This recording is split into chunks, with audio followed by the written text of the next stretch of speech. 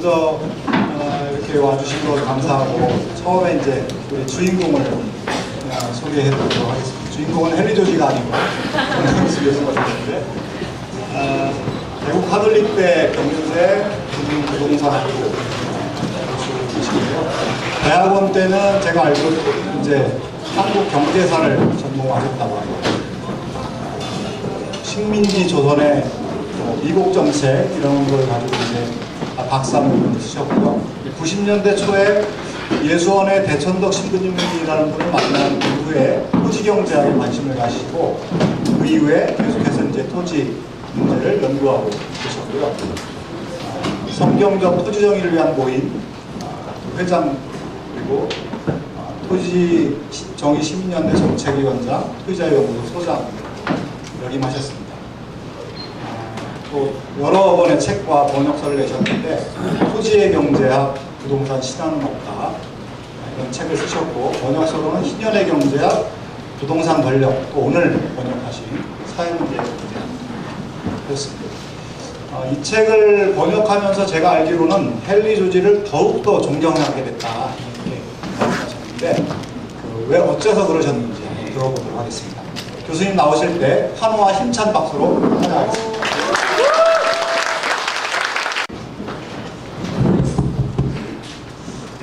안녕하세요. 이거 희한한 무대에 섰습니다. 이게 무슨 연극 무대 같기도 하고 제가 참석하시는 분들 숫자를 생각하는데 이 공간에 다 앉으실 수 있을까 이런 생각이 드는데 여하튼 굉장합니다. 이 공간을 준비한 분이 이 공간을 운영하는 원리로 헨리 조지를 생각했다라고 그랬습니다.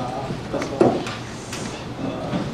저도 이 관심을 가지고 이 공간에 와봤는데 여하튼 이렇게 많은 분들이 앉아서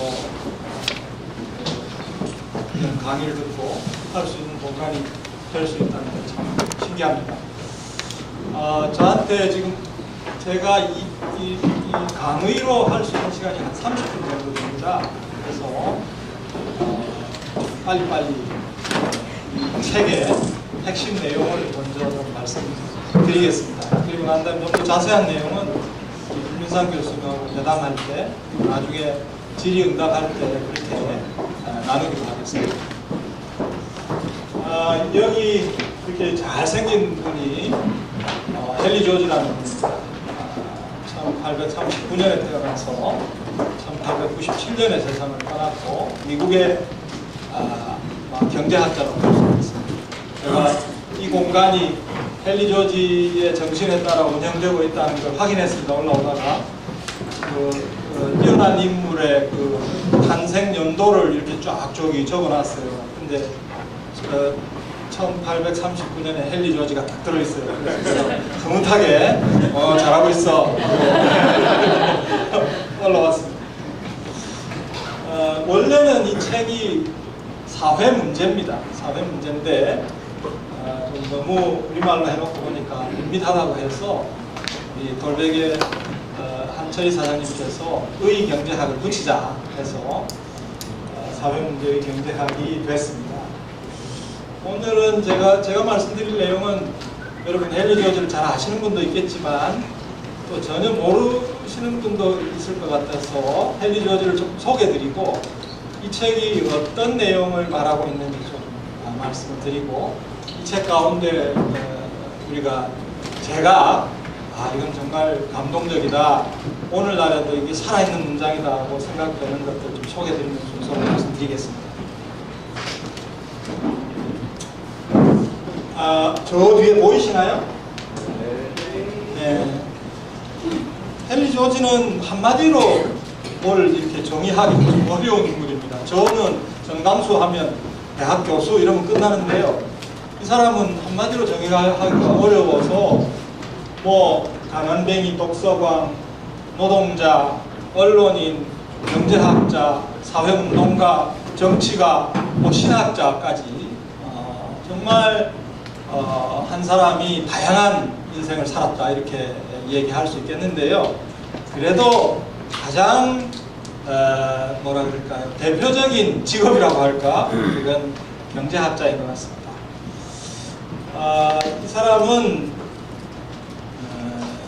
뭐 중학교 2학년까지 공부하고 중퇴한 것이 전부입니다. 공식 학력은. 그래서 어려서부터 이렇게 여러 가지 직업을 전전하면서 가난을 뼈저리게 체험했던 사람인데요. 그런 개인적인 경험이 있는 데다가 이제 신문사 기자, 일약 신문사 기자로 발탁이 됩니다. 뭐 링컨 대통령 암살 소식을 듣고 기고문을 썼는데 그것이 이렇게 신문 일면에 톱 기사로 게재되면서 일약 인쇄공에서 기자로 발탁이 되는데 기자로 특파원으로 갑니다. 미국 안에서도 그 당시에는 특파원이 있어서 캘리포니아에 있던 신문사에서 뉴욕으로 특파원으로 이 사람을 파송을 합니다. 이 사람이 뉴욕이라는 그 도시 안에서 아주 이상한 현상을 발견합니다. 우리가 보기에는 뭐 별것 아닌 평범한 현상인데 이 사람 눈에는 이상했던 모양입니다. 이 뉴욕이 정말 세계적인 대도시로 발전하고 있던 시기였는데 그런 물질적인 발전이 이루어지는 곳에서 찢어지게 가난한 사람들이 공존한다는 현상을 보고 이상하게 느끼기 시작했습니다. 그러다가 뉴욕의 길을 걷는 와중에 뭔가 신비한 힘에 압도됐다. 자기가 그렇게 기록하고 있습니다. 아마 특별한 체험을 한 것 같고 그래서 뭔가 소명감을 받은 것 같아요. 그 소명감이 뭐냐? 네가 왜 진보 가운데 빈곤이 생기는지 해명해라. 그리고 해명하고 거기에 대해서 해결책을 제시하라는 그런 아주 신비한 소명감을 체험합니다. 그러고는 헨리 조지 고백이 내가 그렇게 하겠다고 그렇게 그 자리에서 고백했다고 해요. 그러고는 자기는 그때 했던 그 고백에 평생 충실했다. 그렇게 말년에 적고 있습니다. 그래서 그때 이제 뉴욕 특파원 시절에 소명감을 받고 다시 이제 캘리포니아로 돌아가서 이렇게 저렇게 고민을 하다가 하루는 어느 농촌에서 이게 진보 속에 빈곤이 발생하는 이유가 진보가 일어나서 생산이 많이 되더라도 토지 가치가 그보다 더 빠른 속도로 올라가 버리면 많은 사람들이 빈곤할 수밖에 없겠다는 통찰을 얻습니다. 그리고는 이제 책을 하나 써요. 그게 여기 우리 토지와 토지 정책이라는 소책자를 씁니다. 여기에 이제 기본 발상이 담기는데요. 이거 가지고는 좀 부족하다 싶어서 그 유명한 1879년에 진보와 빈곤이라는 책을 씁니다.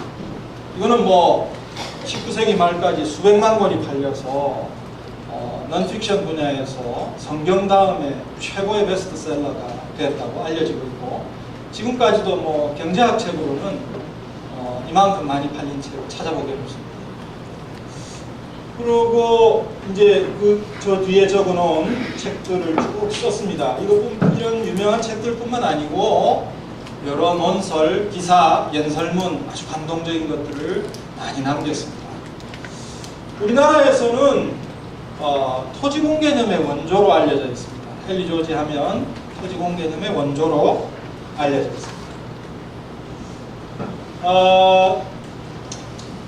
여러 사람에게 영향을 미치고 여러 사람과 공방도 하고 아주 그랬던 인물인데요. 예를 들면 저기 맨 위에 나오는 이 사람 알프레드 마샬이라는 사람입니다. 영국 신고전학파의 아버지죠. 오늘날 현대경제학의 기초를 닦은 사람입니다. 이 사람은 헨리 조지가 진보와 빈곤을 쓰고 세계적인 명성을 얻고 난 다음에 영국에 강연을 하러 갑니다. 그런데 이렇게 헨리 조지가 이렇게 강연하고 있습니다.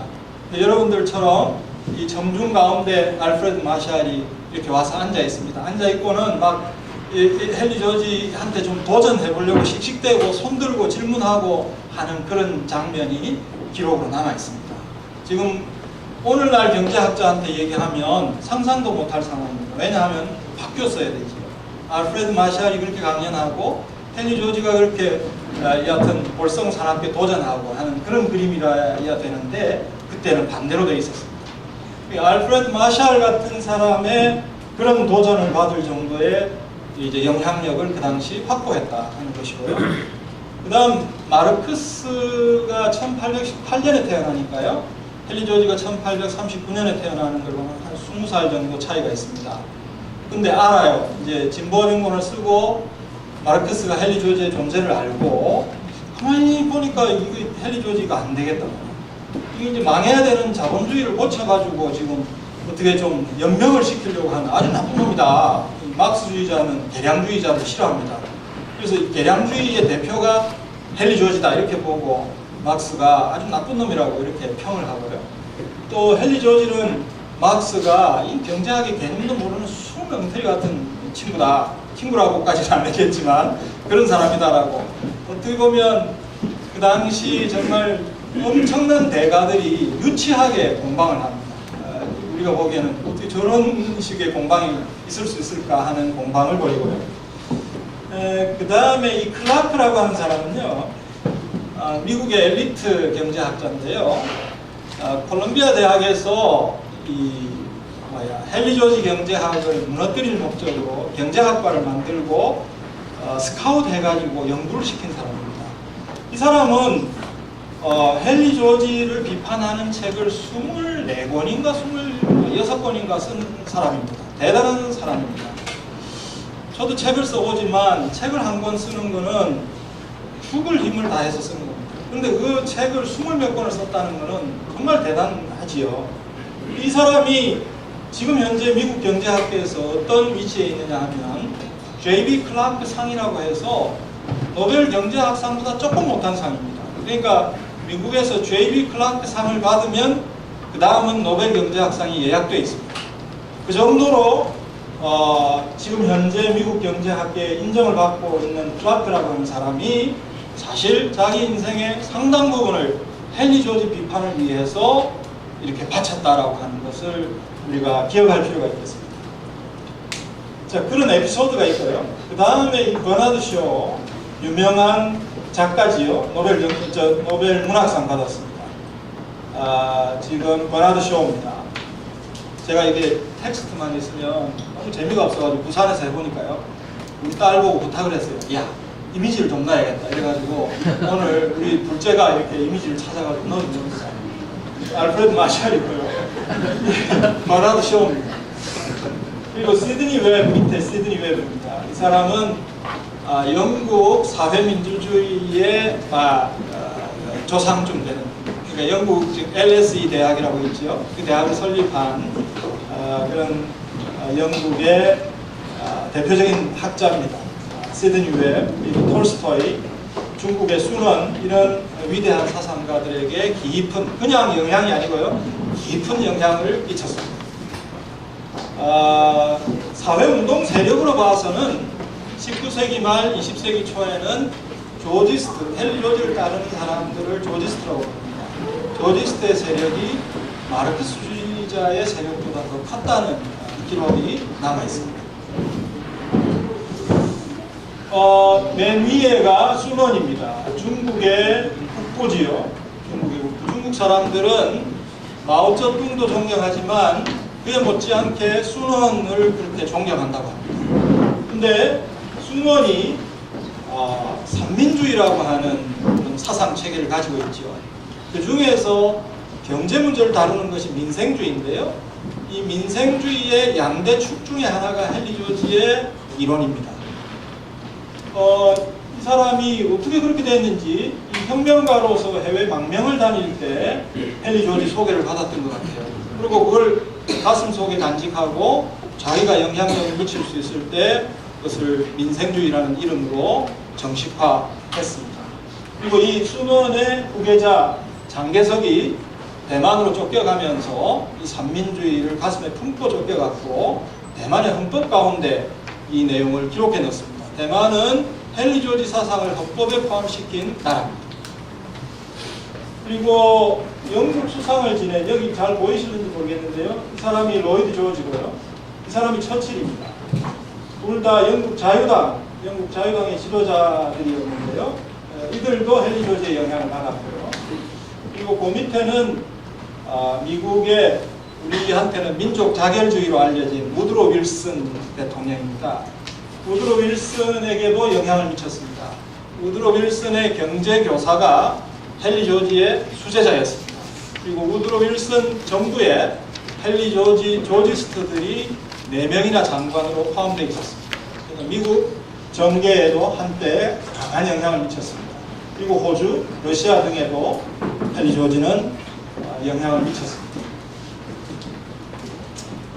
그러니까 19세기 말 20세기 초에 이렇게 주로 영어권을 중심으로 강한 영향을 미쳤기 때문에 실제로 헨리 조지의 사상을 정책으로 만들어서 적용했던 경우도 많이 있습니다. 그래서 아까 말씀드린 대만이 그렇고요. 1950년대 말에 덴마크에서는 헨리 조지 사상을 정강정책으로 하는 정의당이 우여곡절 끝에 집권하기도 했고요. 그리고 미국에서는 주로 지방 정부 차원에서 이런 헨리 조지의 대안이 다양한 형태로 적용이 됐고, 실제로 정책으로 만들기 어려우니까 헨리 조지를 따르는 사람들이 돈을 내가지고 마을을 만들어서 헨리 조지 원리대로 운영했던 곳이 한때는 100여 곳이 있을 정도로 그렇게 영향을 미쳤다고 합니다. 그리고 호주, 뉴질랜드, 우리나라에도 영향을 미쳤습니다. 우리나라에 노태우 정부 당시에 토지공개념 제도가 위반될 때 헨리 조지 사상이 영향을 미쳤고요. 지난 참여정부 때 종합부동산세 위반할 때 헨리 조지의 사상이 영향을 미쳤습니다. 그래서 전 세계에서 다양한 형태로 적용되었다 하는 것을 알 수 있고요. 성과가 상당히 좋았다 그렇게 생각이 되는데요. 거꾸로 갔던 데가 있습니다.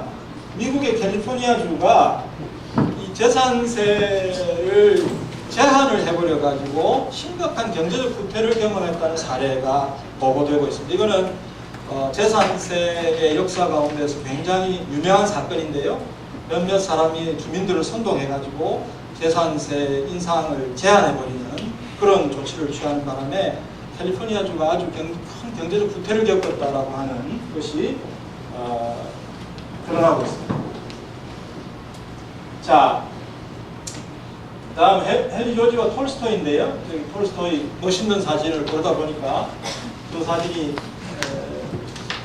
발견이 됐고요. 그 밑에는 톨스토이의 부활입니다. 톨스토이가 여러 작품을 남겼습니다만은 톨스토이 부활.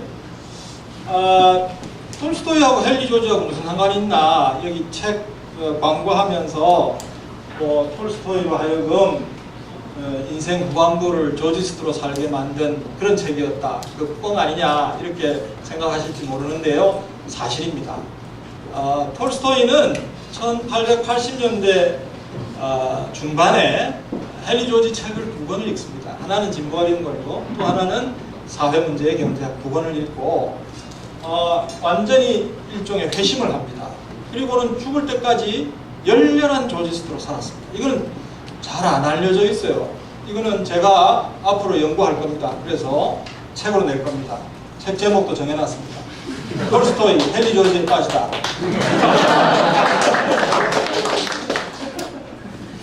근데 그거를 이제 우리 확인할 수 있는 것이 이 부활이라는 유명한 소설을 여러분 읽어보시면 톨스토이가 헨리 조지에 대해서 얼마나 깊은 애정을 가지고 있었는지 확인할 수 있습니다. 여러분 꼭 다시 읽어보십시오.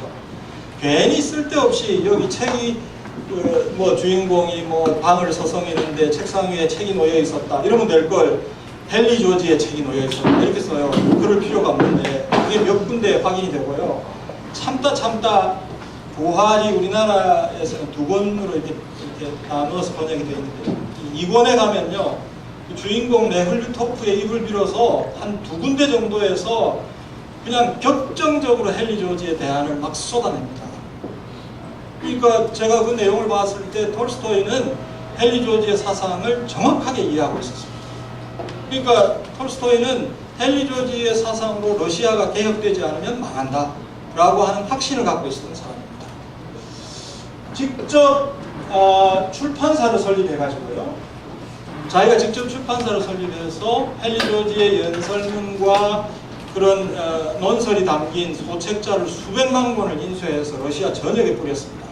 실제로 당시 러시아 수상에게 이거 토지제도 개혁 안 하면 당신 망한다 하는 편지도 여러 번 보내고 논쟁도 하고 뭐 그런 기록이 지금 남아있습니다. 지금 이 책을 혹시 보시면요, 앞부분에 톨스토이의 서문이 붙어 있습니다. 이 사회문제 경제학이 러시아어판으로 번역이 됐는데요. 거기에 톨스토이가 서문을 썼어요. 거기 보면 헨리 조지 사상이 이렇게 막 알려진 지성인들한테 알려지지 못하고 있는 것에 대한 아주 안타까운 마음이 절절히 표현되고 있습니다. 예, 여기 나오는 사진은 맥클린이라고 하는 그 당시 신부님인데요. 헨리 조지가 뉴욕 시장 선거에 2번 출마합니다. 2번 출마해서 두 번째 출마해서 선거 나흘 전인지 닷새 전인지 사망합니다. 그러고는 그 장례식에서 맥클린 신부가 헨리 조지에 대해서 이렇게 표현합니다. 헨리 조지는 하나님께서 보낸 스승이다. 하나님께서 보낸 선지자다. 세례 요한 같은 사람이다라고 표현을 합니다. 제가 나중에 조금 이따가 이 책의 내용 몇 군데를 이렇게 같이 읽어볼 텐데요. 왜 이 헨리 조지가 선지자로 평가를 받는지 여러분이 직접 확인하실 수 있겠습니다.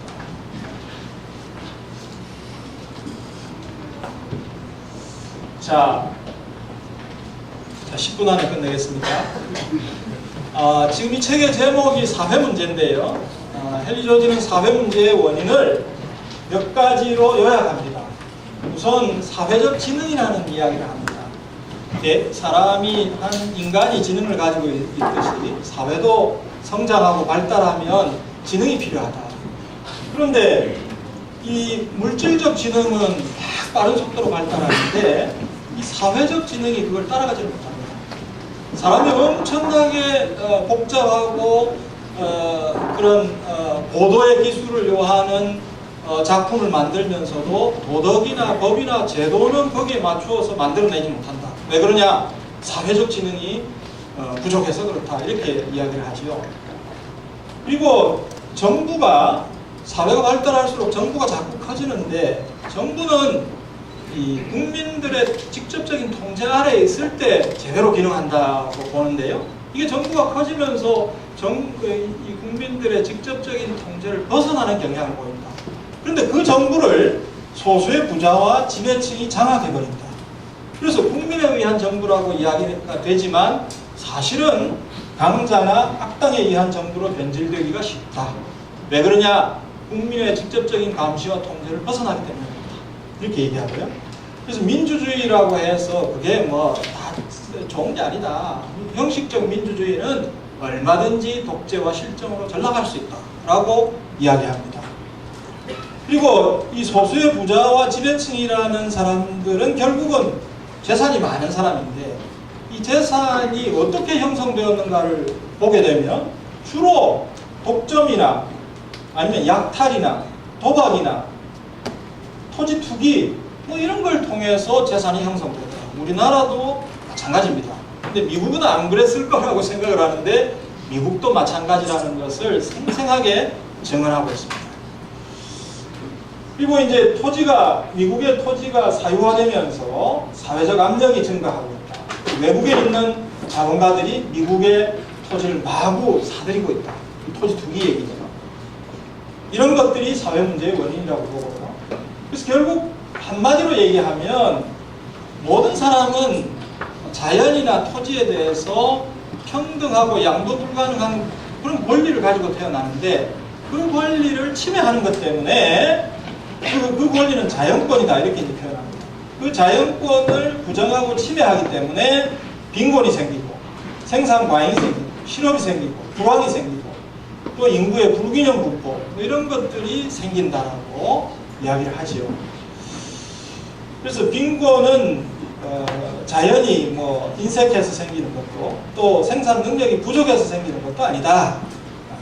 자연 법칙에 위배되는 사회제도를 사람들이 만들었기 때문에 빈곤이 발생한다. 그렇게 이야기를 합니다. 해결책은 뭐냐? 당연히 이제 그 근본 원인을 제거하는 거라 해야 되나. 그래서 사람들에게 자연권을 인정해 주는 것, 자연권을 부정하고 있는 제도를 개혁해서 모든 사람이 평등하고 양도 불가능한 권리를 누릴 수 있도록 해주는 것, 그것이 사회 문제를 해결하는 근본적인 대책이다, 이렇게 얘기합니다. 근데 이렇게 하는 거는 뭐 복잡한 게 아니다, 머리 쓸 것도 없다, 그냥 불이한 걸 만들어내고 있는 것들을 제거하기만 하면, 이 정의로운 부의 분배라고 하는 것은 그냥 놔두면 그렇게 되는 거기 때문에 그런 불의를 만들어내는 요소들을 제거하기만 하면 된다, 이렇게 이야기를 하죠. 예, 그 다음에 이 정의와 자비의 관계에 대해서도 얘기를 하는데요. 헨리 조지는 정의는 첫 번째 가치다, 최고의 가치라고 할 수는 없을지라도 첫 번째 가치다. 우리는 흔히 자비를 베푸는 것을 아주 고상하게 생각하는데 정의는 자비보다 앞선다, 이런 얘기를 합니다. 그래서 정의가 실현되면 수많은 자선이 필요 없어지게 된다는 얘기도 하고요. 그리고 이 자선과 또는 세금을 많이 걷어서 재분배하는 것이 어떤 문제가 있는지 그런 이야기도 하고 있습니다.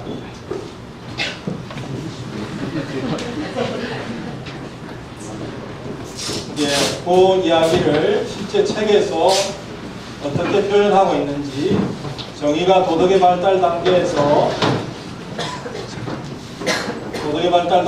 최고의 가치가 아니라 첫 번째 가치다. 굉장히 멋있는 표현이 나오는데요. 정의보다 높은 가치는 정의에 기초해야 하고 정의를 포함해야 하며 정의를 통해 실현되어야 한다. 뭐 사랑을 얘기하면서 정의를 무시하는 것은 그죠? 사이비 사랑이죠. 정의를 위해 싸우는 사람은 교회를 짓거나 병원을 지정하거나 대학과 도서관을 설립하는 사람보다 더 위대하고 고상한 일을 하고 있는 셈이다. 이런 표현 나옵니다. 자, 좀 더 구체적으로 말씀드리면 모든 시민에게 토지에 대한 평등한 권리를 보장하면 사회 문제가 해결될 수 있다. 이렇게 주장합니다. 근데 이런 얘기를 들으면 토지를 그럼 몰수해가지고 막 똑같이 나누자는 말이냐? 그거 아니고요. 토지 지대를 걷어서 모든 사람이 똑같이 혜택을 누리도록 잘 사용하면 된다. 그런 이야기를 합니다. 조금 더 경제학적으로 들어가면 이건 이제 논란의 여지가 있습니다. 다른 조세를 모두 철폐해서 조세는 토지 가치에만 돌아가게 한 다음에 토지에서 생기는 소득인 지대를 대부분 징수해서 공동의 목적을 위해서 사용하면 된다. 그래서 이거를 다른 세금을 모두 철폐한다는 주장이 있으니까 토지 단일세 주장이라고 이야기하지. 자, 그 밖에 뭐 과잉 생산의 원인, 그리고 실업의 원인, 그리고 공공부채와 간접세의 본질, 정부의 역할, 또 여성의 역할, 뭐 이런 거 우리가 오늘날 읽어도 와 감탄할 만한 그런 어떤 분석 이 책 가운데 계속해서 나옵니다. 이거 그냥 넘어가겠습니다. 사회문제 경제학 이 책이 가지고 있는 장점인데요. 내용이 비교적 쉽고요. 진보와 빈곤이 수백만 권이 팔리는 성공을 거두었는데 일반 대중이 읽기는 좀 어렵다는 생각을 하고 있었던 것 같고요. 실제 책 가운데 나옵니다. 그래서 좀 더 쉽게 쓰고 싶다 해서 쓴 책이 이 책이고요. 그리고 여러분 읽어보시면 알겠지만 요즘 경제학 서술하고는 완전히 다릅니다. 이 안에는 사람이 있고 삶이 들어있습니다. 그래서 이거 경제학, 사회과학 하는 사람은 이런 서술을 가지고 좀 배워야 된다 하는 생각하고요. 그리고 이제 아무리 뭐 멋있는 표현이 있어도 오늘날 이렇게 적용 가능성이 없으니까 무슨 소용이 있겠습니까? 그런데 책의 내용 가운데 그냥 그대로 가져와서 우리 사회에 바로 그대로 적용해도 맞아 들어가는 내용들이 무수히 많이 나옵니다. 그러니까 현대 사회, 현대 한국 사회의 적실성을 가지고 있다. 그런 걸 우리가 고전이라고 부르죠. 그리고 헨리 조지의 사회사상이 이 책 가운데 완성된 형태로 표현되고 있습니다. 우리 한국 이 제목이 보니까요, 제가 헨리 조지가 바라본 한국 사회더라고요. 헨리 조지가 바라본 사회 문제인 줄 알았더니 한국 사회라 그래가지고 깜짝 놀랐는데 어떡하나 하다가 한번 보겠습니다. 이게 지금 헨리 조지 책에 나오는 표현 그대로인데요. 정부가 부패하면 할수록 부자들이 이용해 먹기는 더 쉬워진다. 입법부를 매수할 수 있는 곳에서는 부자들이 법을 만든다. 사법부를 매수할 수 있는 곳에서는 부자들이 법정을 좌지우지한다. 그대로 얘기해도 그냥 우리 사회를 표현하는 듯한 표현일 수 있습니다. 내용일 수 있습니다. 극도로 부유한 사람들과 극도로 가난한 사람들로 이루어진 사회는 권력을 장악한 사람의 손쉬운 먹잇감이 되고 만다. 그 다음에 이게 참 극도로 가난한 사람들에게는 저항에 필요한 정신과 지성이 없고 극도로 부유한 사람들은 기존 질서에 너무 많은 것이 걸려있다.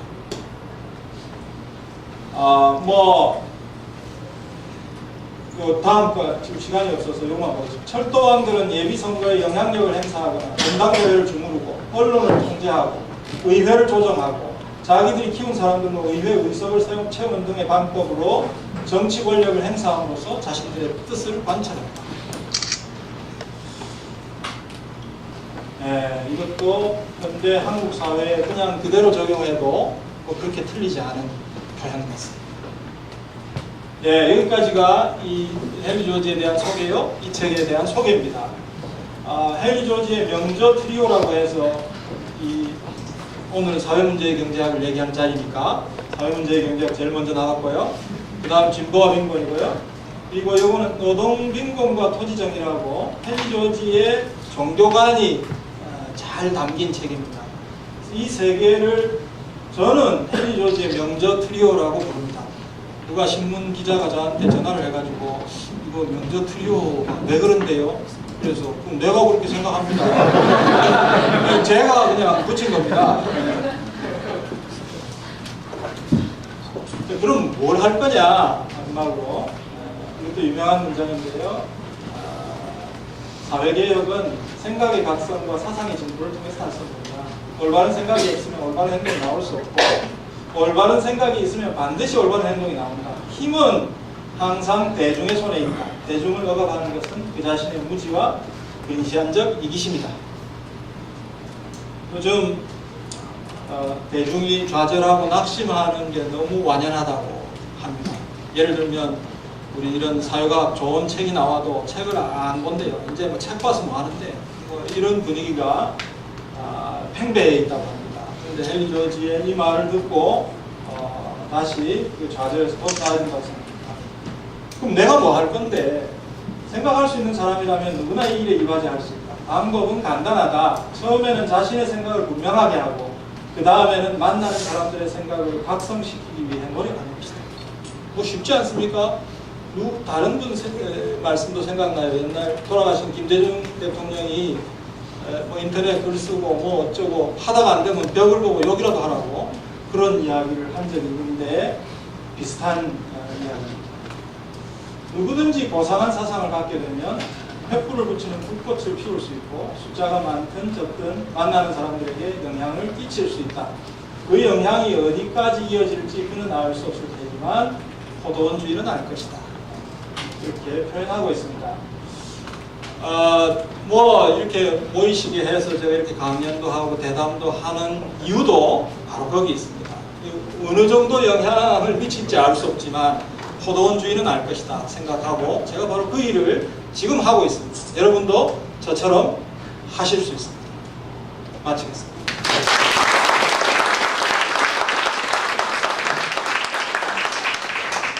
예, 포도원에 포도 파나요? 그 다른 거를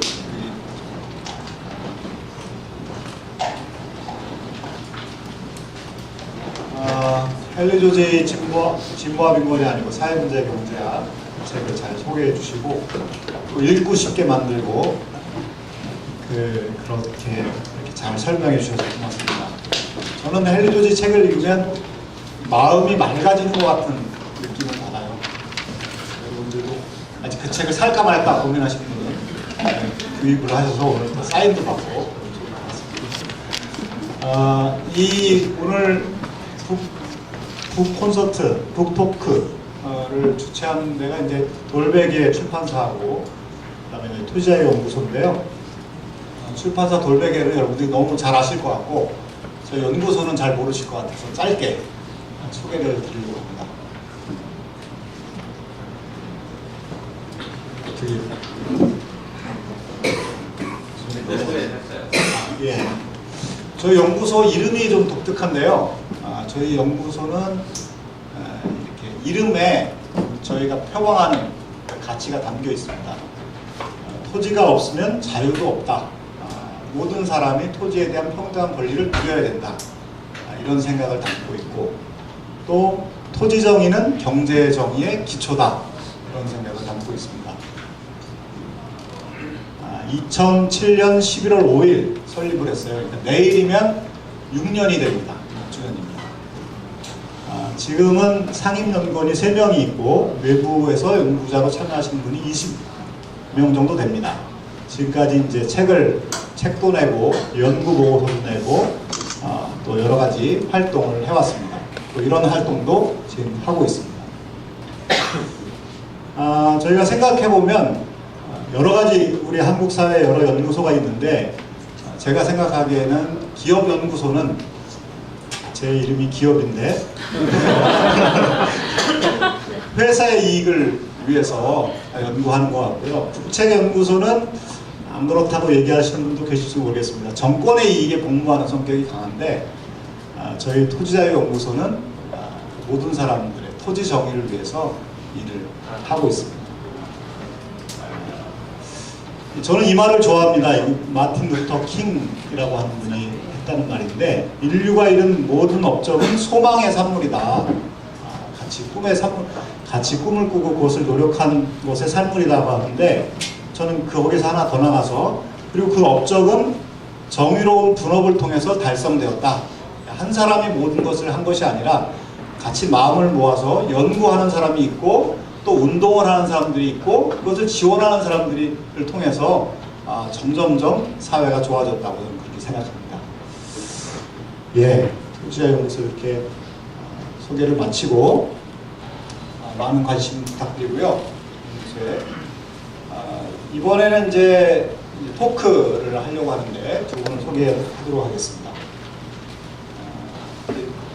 첫 번째는 우리 경북대 행정학과의 김윤상 교수님이신데, 한국에서 헨리 최초로 연구하신 분입니다. 80년대 초중반부터 지금 30년 정도 되셨는데, 한마디로 말해서 아까 전 교수님은 더욱 존경한다고 그러셨는데, 제가 보기에는 김 교수님은 헨리 조지를 사랑하시는 분 같아요. 그래서 사랑하는 사람과 얼굴이 이렇게 닮지 않습니까? 그래서 교수님 나오시면 아마 정말 헨리 조지하고 비슷하다 이런 생각을 아마 하실 것 같아요. 헨리 조지가 쓴 책 진보와 빈곤, 정치경제학, 노동빈곤과 토지정의, 아까 이제 그 트리오 중에서 두 개를 번역을 하셨고, 최근에는 특권 없는 세상이라는 책을 발간하셨습니다.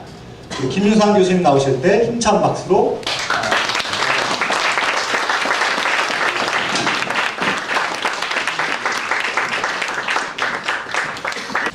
그뿐만 아니라 이태영 처장님은 뭐 시, 소설, 영화, 심지어 야구까지 그랬습니다. 그래서 거의 모든 것을 다루고 계신데, 제가 보기에는 교양인 중에 교양인이 아닐까 이런 생각을 해봅니다. 아무튼 대단한 분인데, 이태경 사무처장님을 소개합니다.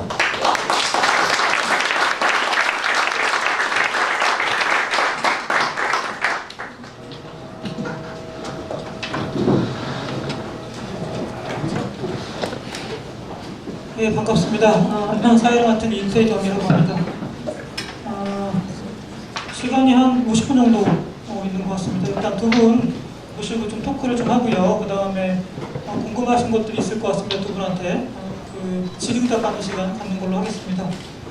사실은 이제 제가 두 분한테 직접 학교에서 코스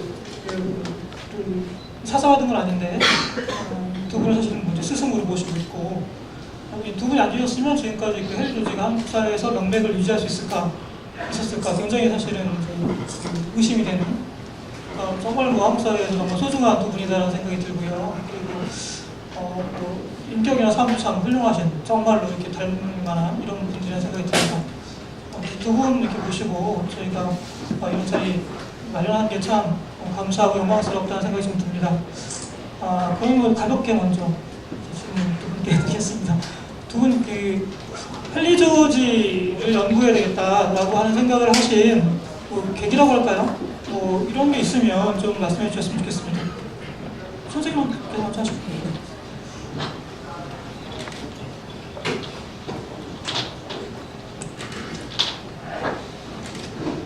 예, 헨리 조지를 연구하게 된 계기. 제가 지금 나이가 65입니다.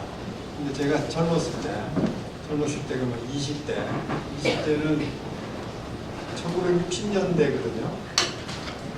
1960년대는 박정희가 쿠데타로 정권을 잡은 다음에 무슨 누구의 공인지를 몰라도 아무튼 급속한 경제 성장이 이루어지던 시기고 70년대는 그게 더 있습니다.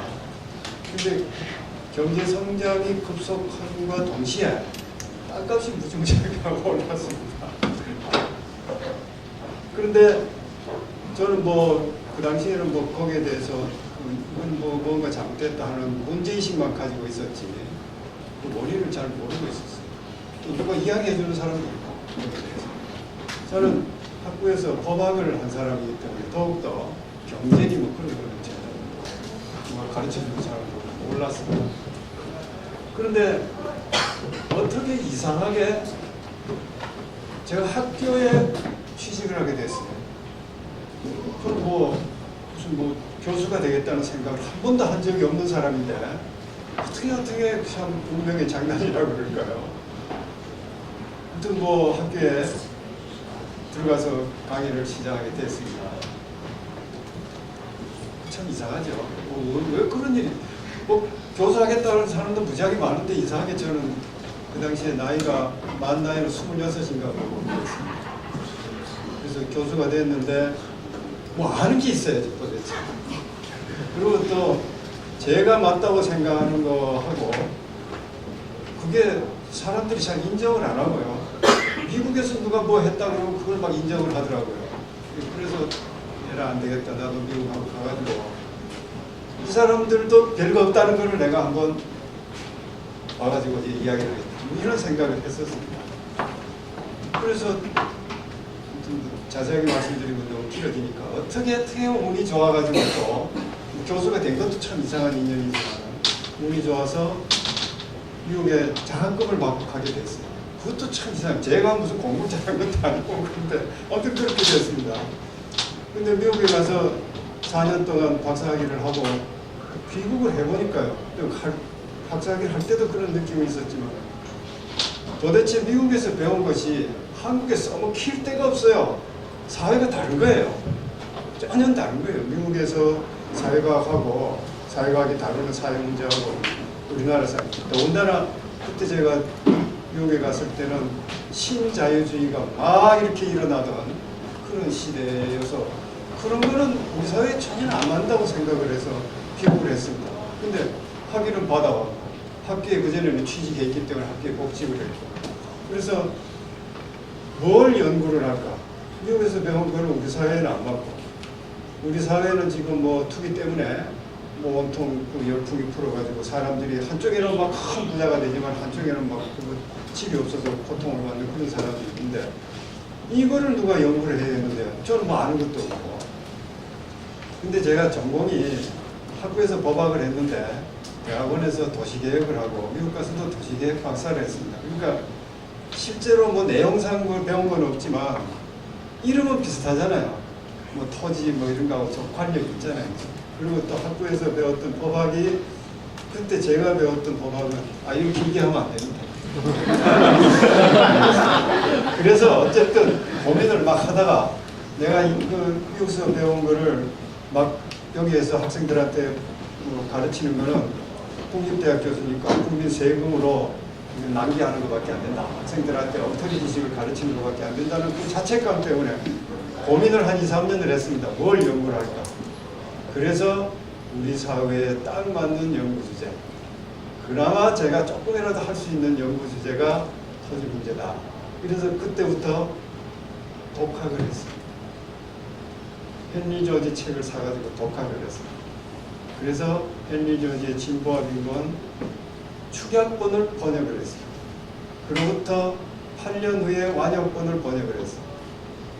그 무렵에 이 축약본을 번역하고 난 다음에 얼마 안 돼서, 몇 년 안 돼서 정강생 교수님을 만났습니다. 그때도 뭐 어떻게 그렇게 됐는지 그 참 모르겠어요. 어느 날 학교로 누가 연락을 했는데 우리가 무슨 뭐 헬리전이 연구를 하는데 당신 뭐 그거 뭐 번역하고 뭐 그랬다면서 뭐 그랬습니다. 한번 나와볼래? 그래서 가서 그때 사람들 처음 만났어요. 그렇죠? 조상국 선생님 뭐 그런 분들 처음 만났어요. 그래서 그때부터 같이 공부를 시작한 게 벌써 20년이 됐습니다. 네.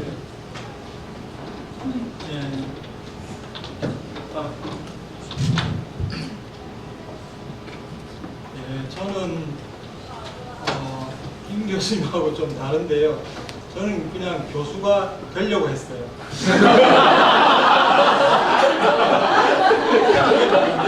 교수 되는 게 무지하게 어려워지던 그 시기에 가까스로 막차를 타가지고 교수가 된 사람입니다.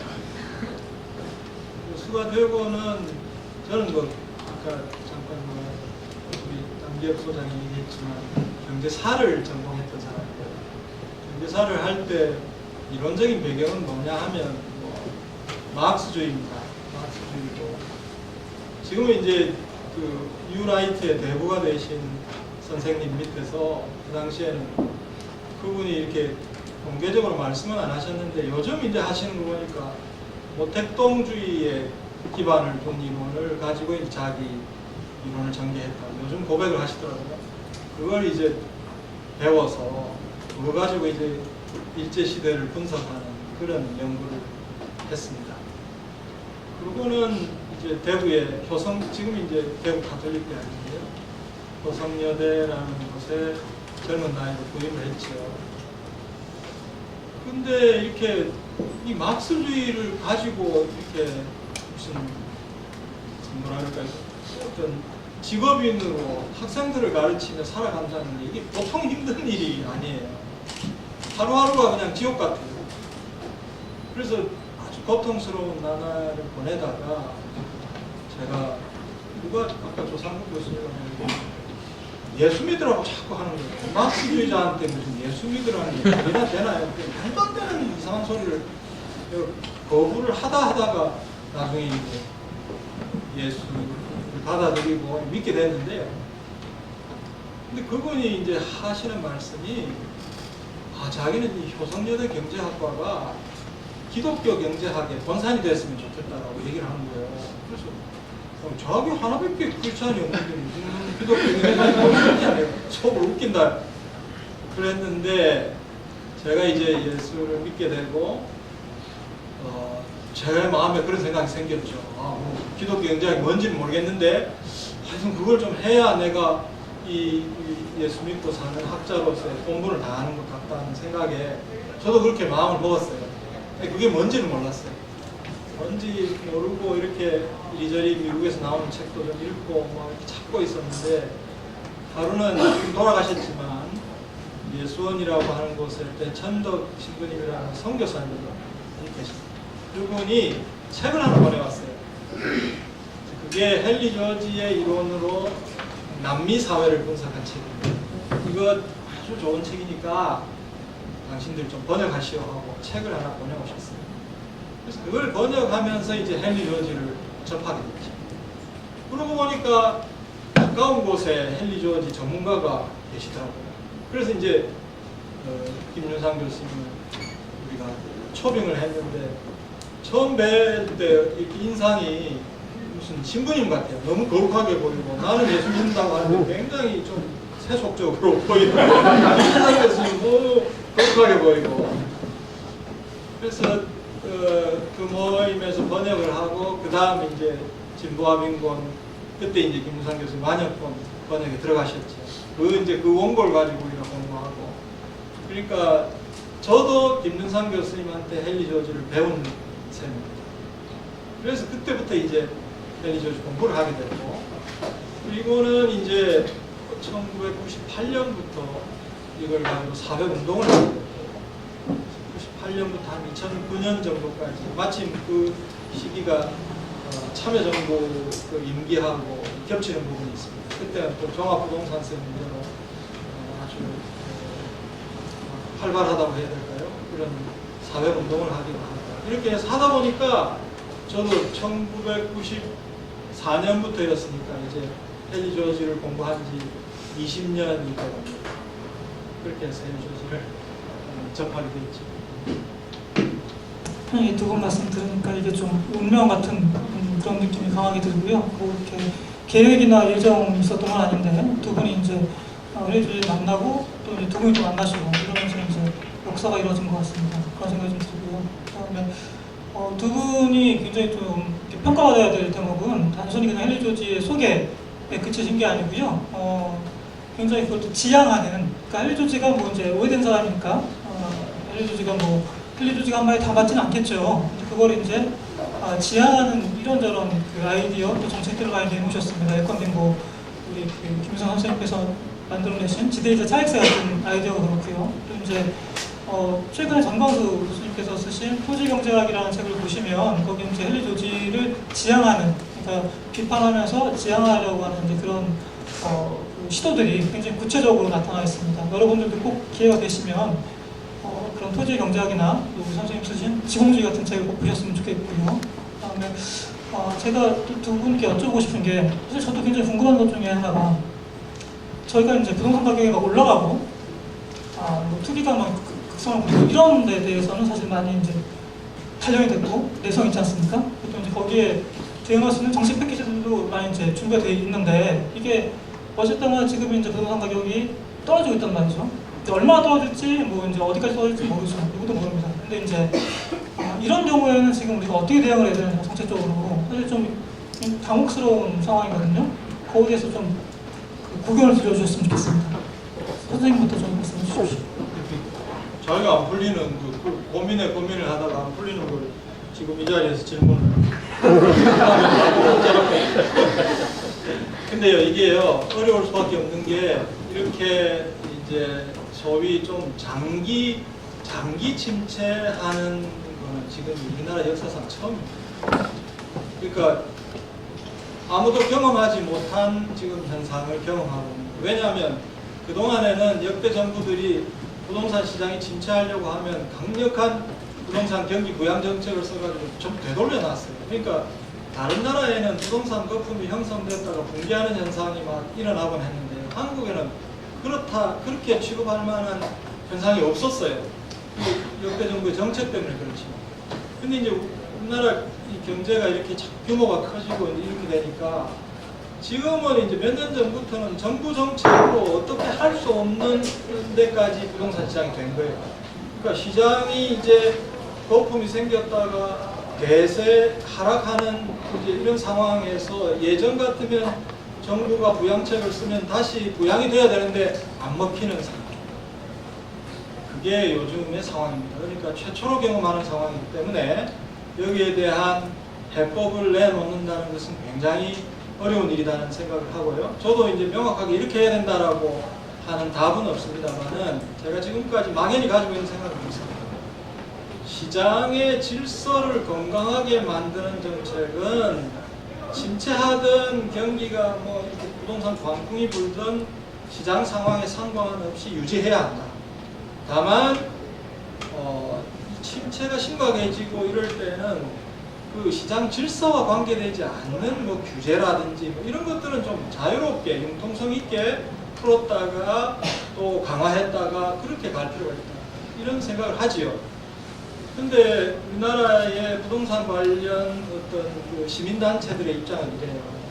그동안에 투기에 너무 국민들이 시달려 놓으니까 투기를 잡을 수 있는 대책은 마치 다 신성불가침인 것처럼 생각합니다. 뭐 양도소득세도 건드리면 안 되고 분양가 상한세도 건드리면 안 되고 뭐 재개발 규제, 재건축 규제도 건드리면 안 되고 모든 걸 건드리면 안 된다는 어떤 일종의 확신을 가지고 있습니다. 저는 그건 좀 잘못이라고 생각합니다. 그러니까 지켜야 될 것과 과감하게 풀어야 될 것을 구분하면서 정책 조합을 탄력성 있게 가져가는 것이 지금 우리나라 부동산 정책에 주어진 과제라고 생각합니다. 그런데 한 번도 안 해봤기 때문에 좀 겁나기도 하고 이렇겠죠. 그러나 그런 방향으로 가야 된다고 생각하고 지금 좀 더 구체적으로 말씀드리면 우리나라 부동산 시장에서는 세제 방면에서 토지 보유세를 강화하는 정책은 장기 플랜으로 계속 회복해서 가야 된다. 그리고 나머지 정책들 이거는 과감하게 풀 수도 있다. 그런 제 개인적으로는 그렇게 생각하지. 답이 됐는지 모르겠습니다. 네, 지금과 같이 부동산 경기가 하강 국면에 있을 때 걱정이 되지 않느냐 그렇게 말씀하시는데 저는 지금 굉장히 좋은 찬스라고 생각합니다. 왜냐하면 부동산 경기가 막 이렇게 올라갈 때는 사람들이 이런 제도에 대해서 강력히 저항을 합니다. 갖고 있는 사람은 내 재산을 건드리지 마라 이래서 저항을 하고, 없는 사람은 내가 그거 해가 한번 잡아가지고 한번 참 보려고 그랬는데 왜 그거를 바꾸려고 하느냐 이래서 저항을 합니다. 그러나 지금은 아까 잠깐 지대이자 차익세라고 말씀드린 그건 자세히는 말씀 안 드리겠습니다. 아무튼 그거를 적용하면은 갖고 있는 사람, 부동산이 없는 사람 모두가 거기에 대해서는 좋아할 수밖에 없습니다. 자기 손해를 안 보니까. 하강 국면에는 손해볼까 싶어 그 걱정인데 손해를 안 보니까 이 자세한 말씀은 안 드리겠습니다. 그런데 토지만 해도 그런데 토지 이외에 다른 헨리 조지의 사상에 맞는 그런 세원이 굉장히 많습니다. 천연자원, 환경 이런 거.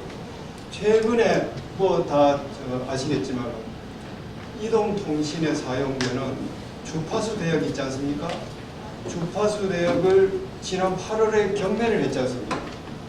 8년간 사용료가 통신 3사에서 2조가 들어왔습니다. 그것만 해도 그래요. 주파수 대역만 해도 그런데 그 외에 천연자원이다 또 환경오염이다 근데 얼마나 많습니까? 토지 지대 이외에 그거하고 성격이 똑같은 수입원이 무궁무진하게 많습니다. 자연만 해도. 그런데 자연뿐이냐? 토지 소유권은 근본적으로 특권이거든요. 아무도 만들지 않은 것을 누군가 다른 사람을 배제하고 차지하는 거기 때문에 그거는 특권에 해당됩니다. 인간이 평등하다면 그런 일은 있을 수가 없지만 그러나 토지를 사유하는 것이 사회에 좋다고 하기 때문에 그럼 네가 해라. 그 대신 다른 사람의 권리가 침해된 만큼 그 대가를 내놔라. 보상을 해라. 이게 헨리 조지의 이야기거든요.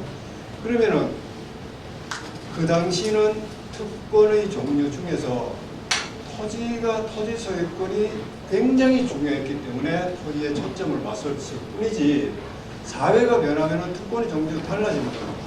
아까 전 교수님 여기서 지적을 하셨지만 인용도 하셨지만 거기에 보면은 헨리 조지가 토지만 이야기를 한 것이 아니고 빈부격차가 왜 생기느냐, 엄청난 부자가 왜 생기느냐 그 이유 중에 특권 딱 나옵니다. 그 단어가 딱 나온다는 말이에요. 그러면은 특권에는 무지하게 많습니다.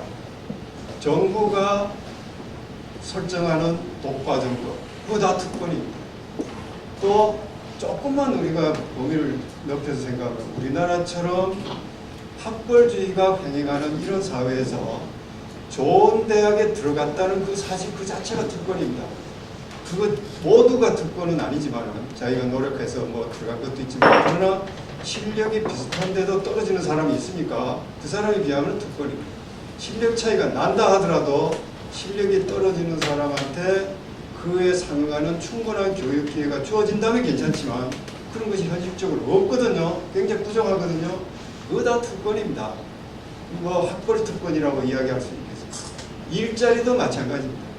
우리가 헨리 조지의 생각을 원리를 이해를 하고 적용을 하면 이 세상은 특권으로 널려 있습니다. 그 특권의 대가를 징수해서 인간의 평등, 인간이 타고날 때부터 가지고 있는 그 평등한 존엄권, 존엄성, 생존권, 평등한 자유 이런 걸 회복을 시킨다면 부동산 경기가 하강을 하든 말든 수입원은 엄청나다고 말씀드릴 수 있겠습니다.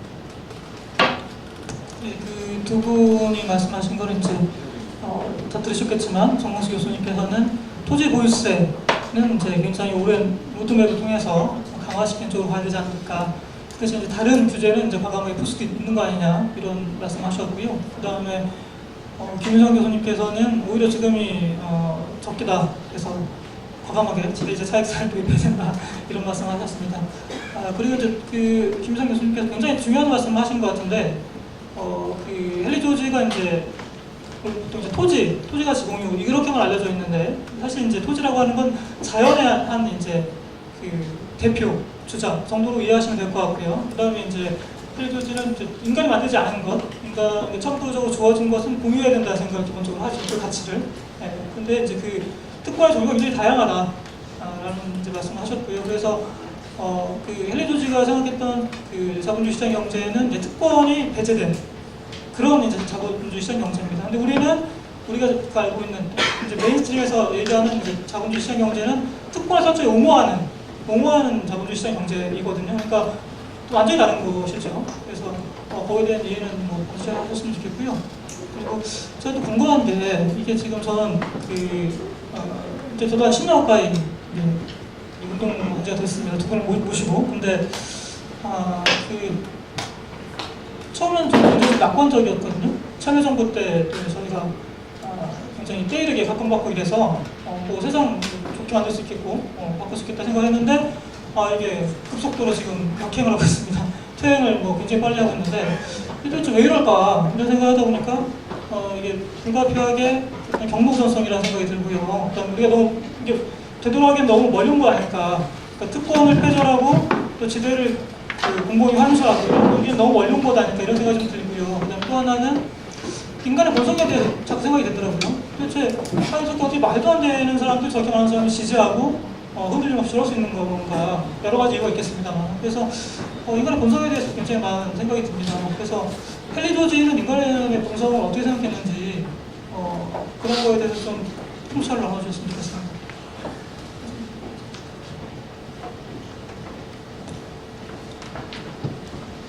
예, 특권과 차별 없는 세상은 하루아침에 되는 것이 아닙니다. 또 그것이 계속 좋은 방향으로만 가는 것도 아닙니다. 역사는 올라갔다가 내려갔다 하는 겁니다. 그러니까 지금 후퇴한다고 해서 너무 실망할 필요는 없다고 생각합니다. 지금까지 세상이 늘 그랬는데 요즘 또 한 10년쯤 후퇴한다고 해서 뭐 그렇게 슬퍼할 게 되겠습니까? 크게 생각을 하고 희망을 가지고 우리가 대응을 해야 되겠죠. 그러나 인류 역사를 크게 한번 보십시오. 우리가 역사를 잘 모르지만 그래도 우리가 아는 범위 내에서 크게 한번 생각을 해보십시오. 노예 제도가 철폐된 것이 불과 200년 안쪽입니다. 200년도 안 됐어요. 미국에서 1960년대, 1860년대 남북전쟁을 통해서 노예 해방이 됐지 않습니까? 공식적으로는 그게 뭐 마지막이라고 할 수 있겠죠. 그게 뭐 200년 안 되지 않습니까? 그런데 그 이전의 사회에는 수천 년, 수만 년 동안 노예 제도가 있었단 말입니다. 그렇지만 그것이 최근 200년 가는 긴 역사로 보면 사실 차이나거든요. 최근에 와서 그런 현상이 있었다는 겁니다. 또 아까도 어느 분한테 말씀드렸지만 여성 참정권 생각해 보세요. 여성이 남자하고 동등하게 투표권을 행사하는 것이 얼마나 됐습니까? 아까 뭐 헨리 조지도 여성 참정권을 부르짖었고 그 이후에 40년 후에 1920년대 미국에서 여성 보통선거제가 도입됐다고 되어 있지만은 지금부터 150년 전에는 여성이 남성하고 동일하게 투표권을 행사할 거라고는 아무도 생각을 안 했습니다. 그런데 여성운동이 계속 이렇게 좋은 쪽으로만 올라갔느냐, 진행되었느냐? 아닙니다. 그것도 다 침체가 있습니다. 좋았다가 나빴다가 좋았다가 나빴다가. 그럴 때 일시적으로 나쁘다고 해서 안 돼. 여성운동하는 사람이 그랬겠습니까? 안 그랬기 때문에 지금과 같은 상태가 이루어졌다. 이렇게 볼 수 있지 않습니까? 우리도 희망을 버리지 않고 계속 노력을 하면은 언젠가 될지는 모르겠습니다. 헨리 조도 그랬습니다. 자기 생전에 그런 일이 이루어질지 아닐지 모르겠다. 저도 65살인데 10살 까먹으려고 합니다. 제 생전에 그런 일이 있을지 없을지 모르겠습니다. 그러나 최근 그런 제가 예를 든 노예제도하고 여성 참정권 그 예로 보듯이 어느 순간에 갑자기 그런 일이 일어날 수도 있는 겁니다. 희망의 끈을 놓치지 않으면 그런 일은 순식간에 일어날 수도 있다 이렇게 생각합니다.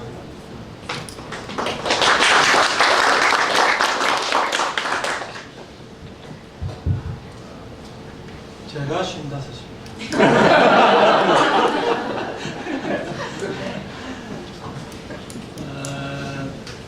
이 이제 책에 보시면 헨리 조지는 국민들의 생각, 사상 굉장히 중요하게 생각합니다.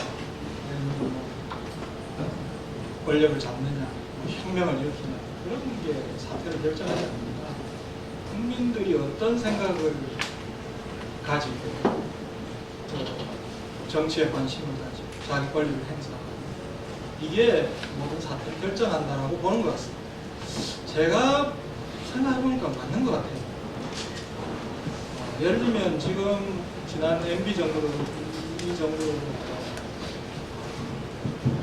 건전한 합리적인 사고로 보면 말도 안 되는 짓을 하잖아요.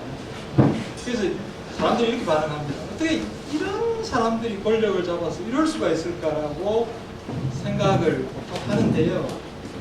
제가 또 다른 분한테 얘기를 들으니까 무슨 소리냐. 그 사람들 절대로 바보 아니라는 거예요. 바보고 멍청하고 정신이 나가서 그러는 게 아니라는 거예요. 그럼 무슨 얘기냐? 그렇게 해야 표가 된다는 걸 알기 때문에 그렇게 한다는 거예요. 그 말은 무슨 말이냐? 국민들이 그렇게 생각하고 있는 거예요. 국민들이 바라고 국민들이 그걸 너무나도 잘 알아서 거기에 맞추어서 움직이는 사람들이다 라고 하는 얘기가 저는 그게 상당히 설득력이 있다고 생각하고요. 그러니까 결국은 정권 담당자의 책임이라고 하기 전에 국민들의 책임이다. 그런 생각을 합니다. 그래서 결국 역사를 조금이라도 지금보다 낫게 만들려면 국민들이 올바른 생각을 가져야 합니다. 올바른 생각을 가지고 또 그 생각에 기초해서 올바른 결정을 하고 올바른 행동을 하는 일이 일어나지 않는 한은 설사 여기 민주당 분도 와 계시지만 민주당이 정권을 잡는다고 해서 그렇게 세상이 뭐 확 바뀌고 그리라고 생각하지 않습니다. 결정은 국민들이 한다 하는 생각을 하고요. 한 가지 이제 개인적인 소회를 말씀드리면 아까 이태경 지사님도 얘기했지만 2002년부터 2007년까지 참여정부가 집권했을 당시에 지금 돌이켜서 생각해 보니까 정말 놀라운 일이 있었던 거예요. 민주주의는 그런 정도로 민주주의의 과잉이라고 할 만한 정도로 주어졌고요. 이런 헨리 조지식 세제 개편이 그걸 대통령이 앞장서서 끝까지 그걸 지속을 시켰고, 그리고 남북 간의 평화 문제에 대해서 흔들림 없이 그 정책을 가져갔거든요. 여러분은 뭐 다 정치적 입장이 다르실 줄 압니다. 근데 저는 그 세 가지 점을 가지고 노무현 정부에 대해서 굉장히 높게 평가합니다. 그리고 내가 평생 동안 그 세 가지 가치를 실현하려고 애쓴 정부를 내가 경험했다는 게 나한테 복이다. 언제 다시 그런 일이 있을 수 있을까? 이런 좀 생각을 합니다. 그래서 만약에 우리 국민들이 이제 그 당시 집권 세력이나 하여튼 노무현 대통령의 그런 정치적 리더십이나 그런 게 아니고 국민들로부터 나온 아래로부터의 어떤 그런 동력이랄까, 거기서 그와 똑같이 민주주의를 실현하고 경제 정의를 실현하고 또 평화를 실현하고자 하는 그런 움직임이 나온다면 그때보다도 훨씬 더 우리가 훌륭한 사회를 앞으로 만들어갈 수 있지 않겠나 생각이 들고요. 저는 한번 그 5년 동안 꿈 같은 경험을 했기 때문에 뭐 다시 안 해도 되지만 여기 계시는 젊은 분들은 이제 정말 그때보다도 훨씬 더 완성된 형태로 좋은 사회를 만들어 가실 꿈을 꾸어도 좋지 않겠나 그렇게 생각합니다.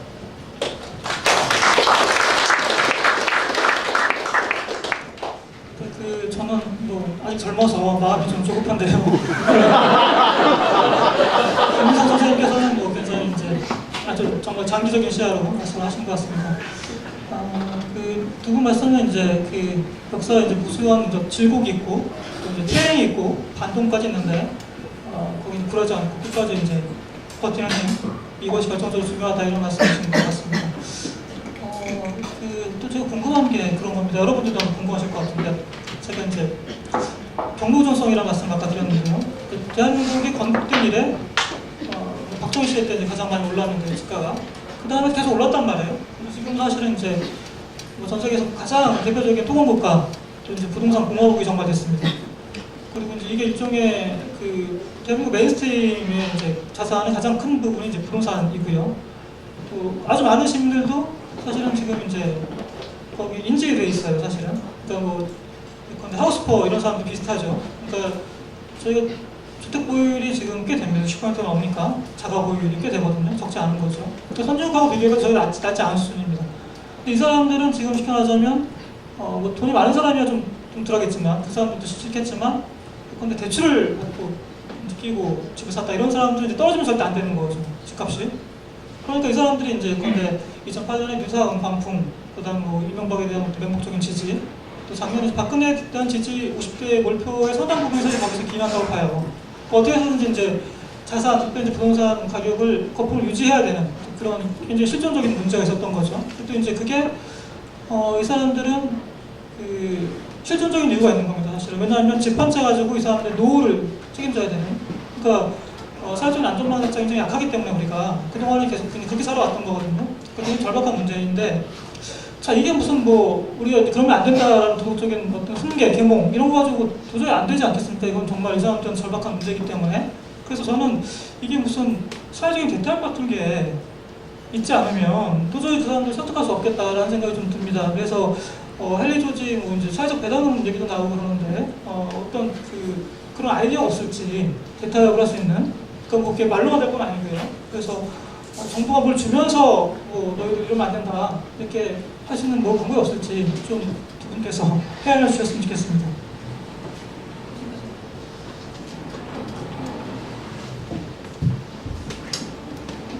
제가 사실은 지난 대선에서 대선 때 안철수 후보 캠프에서 좀 활동을 했는데요. 뭐 그렇다고 안철수 사람이라고 생각하지 마십시오. 지금은 아무 관계 없습니다. 그때 이제 그 부동산 팀에서 이런 공약을 만들었는데 발표가 못 됐습니다. 일종의 그런 킬 됐다고 얘기하는데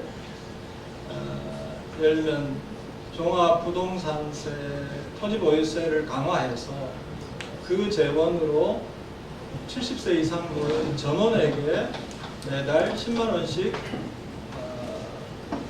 연금을 드리자 하는 대안이었습니다. 일종의 토지보유세 강화와 기본소득 개념을 결합시킨 공약이었는데요. 그리고 뭐 여하튼 그 내부에서조차 지금 받아들이지 못하고 그냥 지나갔는데요. 그 후에 박근혜 후보가 재원에 대해서는 말 안 하고 액수는 2배로 한 파격적인 공약을 내걸어버렸어요. 그래서 이야 진짜 귀신 같다. 어떻게 저렇게 표를 긁어 모으는 방법을 저렇게 잘할까 그렇게 감탄을 했어요. 물론 그때 그렇게 뻥을 치고는 지금 완전히 공경에 빠져가지고 지금 어쩌지 못하는 상황에 떨어지고 말았습니다만 사실은 그렇게 하려면 확실한 재원 확보를 해야죠. 확실한 재원이 저는 토지보유세라고 생각합니다. 토지보유세를 제대로 걷어서 뭐 몇 세가 될지 알 수 없습니다만 지금 뭐 65세 이상 했지요. 그분들에게 기초연금을 드린다라고 바로 연계시켜서 했더라면 노후 문제로 걱정하는 분들에 대해서 약간의 안전망이 될 수도 있고요. 그리고 재원 문제에 대한 논란도 잠재울 수 있고요. 그리고 부동산 세제도 정의롭고 효율적으로 만들 수 있는 일석삼조의 대안이 아니었나 생각합니다. 아마 앞으로도 이것이 계속 논란이 될 겁니다. 다음 대선에서는 이제 이런 류의 공약이 먹히지 않을까 좀 생각을 하죠.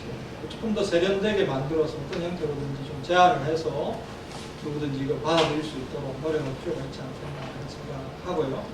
그리고 하우스 푸어 문제나 이거는 물론 이제 불로소득을 얻기 위해서 주택을 가지고 돈 벌려고 하는 그런 결정을 했던 것에 대해서 전적으로 책임져라, 집값 떨어지면 네가 망하고 그렇게 갈 수도 있지만 그분들도 연착륙할 수 있도록 도와주는 거는 뭐 필요하다고 생각합니다. 그래서 지난번 박근혜 후보 진영에서 도움이 안 되는 정책을 마치 도와주는 것처럼 해서 지분형 뭐 어쩌고 저쩌고 해가지고 뻥을 쳐가지고 했는데요. 그러나 실질적으로 좀 그 하우스 푸어가 연착륙할 수 있는 대안들을 모색해서 시행하는 것이 옳지 않는가 그런 개인적인 생각을 가지고 있습니다.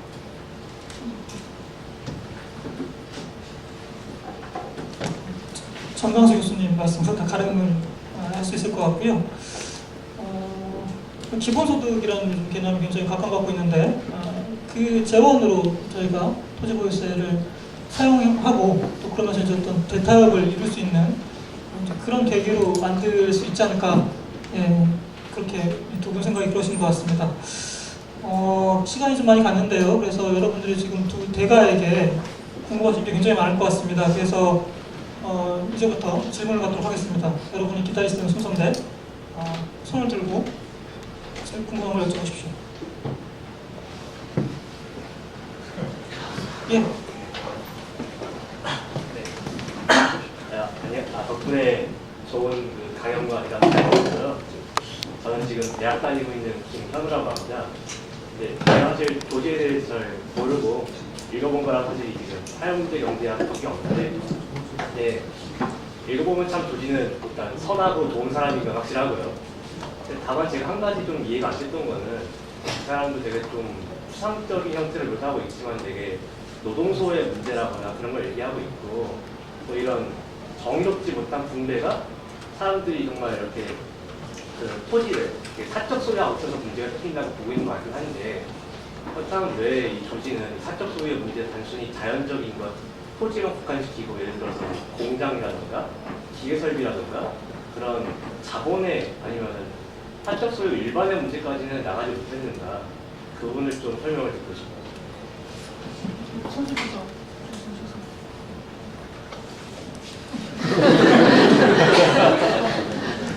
이거는 경제학자가 답을 하시네요. 헬리저지의 생각은 아까도 제가 표현한 것처럼 특권 없는 세상입니다. 자본은 사람이 만든 거예요. 생산자 소유의 원칙. 사람이 생산한 거는 생산자가 가져간다 하는 거는 특권하고 아무 관계 없거든요. 자기가 만들고 자기가 가져가니까. 그렇지만 자신이 만들지 않은 것 또는 모든 사람이 특정 다수가 힘을 합해서 만든 것, 그거는 특정인이 가져가면 특권이다 이 말이죠. 그러니까 그 특권을 없애면 모든 사람이 평등하게 된다. 그리고 복지도 제절로 이루어진다. 아까 또 정 교수님 소개처럼 그런 아주 작은 정의, 큰 정의도 아니에요. 무슨 자선을 베푸는 그런 것도 아닙니다. 아주 작은 정의만 실천을 해도 자비를 베푼 것 같은 그런 효과가 난다고 그랬거든요.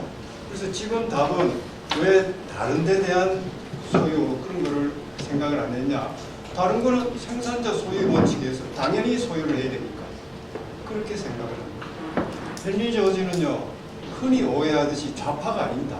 철저한 우파입니다. 정의로운 우파죠. 그 정파의 본령에 충실한 진정한 시장 경제를 추구한 사람입니다. 그렇게 이해하시면 되겠습니다. 선생님 혹시 부연하실 게 있습니까?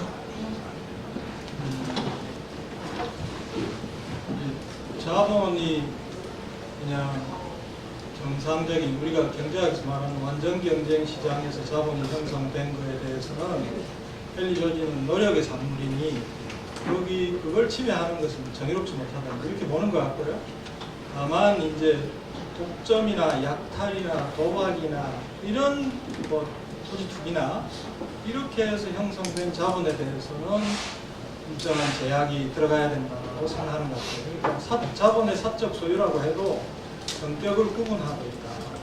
독점에 의한 사적 소유에 대해서는 좀 규제와 제한이 필요하다. 이렇게 보는 것 같아요. 근데 토지는 그 자체가 독점이기 때문에 거기에 대해서는 세금을 내면서 지대를 환수해야 된다. 그렇게 이제 믿었던 거죠. 예, 지금 더 쓰신 분. 연관 질문이어서 지금 바로 그 질문 드리고 싶은데요. 예. 저는 그 질문이 가장 그 헨리 조지의 경제학적인 의미에 가장 그 흥미롭고 그 시사적인 지점이라고 생각해서 그걸 좀 심화해서 질문드리고 싶은데, 이제 그 원래 당대 헨리 조지의 경제학이 대단한 인기를 끌었던 시점이 있었지만 그게 마르크스 경제학이 체계적으로 대두되면서 그 주도권을 완전히 상실하는 게 경제 학사의 그 과정이었잖아요. 그런데 지금 흥미로운 점은 막스주의 경제학이 일정 정도 그 한계와 정체에 부딪히면서 오히려 반대로 그 헨리 조지의 경제학이 새롭게 조명되고 있는 그런 그 모멘텀이 있는 것 같아서, 그것과 관련해서 아까 그 정강수 교수님께서 개인적인 그 학문적인 역사에서 원래는 막스주의 경제학자였는데 그게 그 기독교 경제학으로 이렇게 뭐 일종의 정향을 하면서 거기서 어떤 새로운 돌파구를 찾으신 것으로 들렸는데, 그 과정이 지금 일어나고 있는 어떤 역사적인 전기와 좀 일정 정도 그 부합되는 지점이 있어서 그 개인적으로 발견하신 그 헨리 조지 경제학에서의 그 장점들, 그 막스주의 경제학을 대체할 만한 또는 보완할 만한 어떤 헨리 조지 경제학에 많이 가지고 있는 독특한 장점들이 있으시면 그걸 발견하신 게 있으시면 좀 더 설명을 듣고 싶고요. 그 다음에 저는 개인적으로 지금 제가 생각하고 있는 헨리 조지 경제학이 구상할 수 있는 모멘텀은 그 토지와 지대의 개념의 전면적인 확장 때문이라고 생각하거든요.